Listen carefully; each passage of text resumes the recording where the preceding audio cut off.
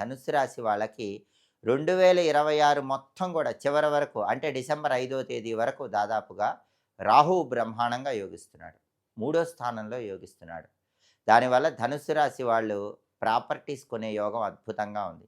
భూములు, గృహాలు, స్థలాలు, పొలాలు ఇలాంటివి కొనుక్కునే యోగం ధనుస్సు రాశి వాళ్ళకి బ్రహ్మాండంగా ఉంది.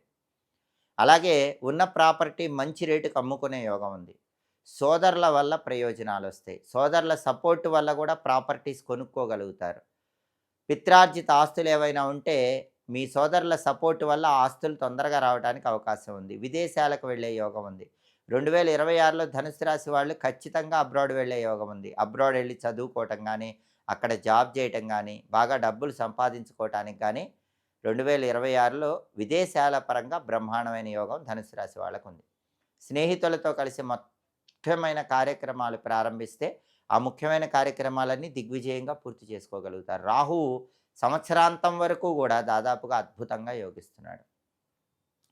ధనుస్సు రాశి వాళ్ళకి యోగించనటువంటి గ్రహాలేంటి అంటే కేతువు యోగించట్లేదు, శని యోగించట్లేదు. ప్రధానంగా ధనుస్సు రాశికి 2026లో ఉన్న సమస్య ఏంటంటే అర్ధాష్టమ శని దోషం నడుస్తోంది. దీనికి మాత్రం దేవాలయ దర్శనం చేసుకోవటం, పరిహారాలు చేసుకోవటం చాలా అవసరం.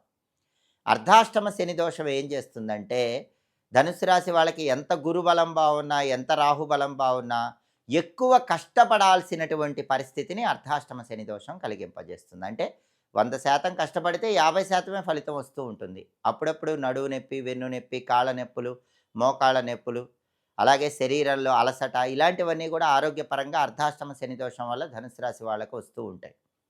కుటుంబ కలహాలు కూడా వస్తాయి, తస్మాత్ జాగ్రత్త. అర్ధాష్టమ శని దోషం ఉన్నప్పుడు ఈ అర్ధాష్టమ శని దోషం ఏం చేస్తుందంటే అనవసరంగా కుటుంబ సభ్యులతో కలహాలు పెరిగేలాగా చేస్తూ ఉంటుంది.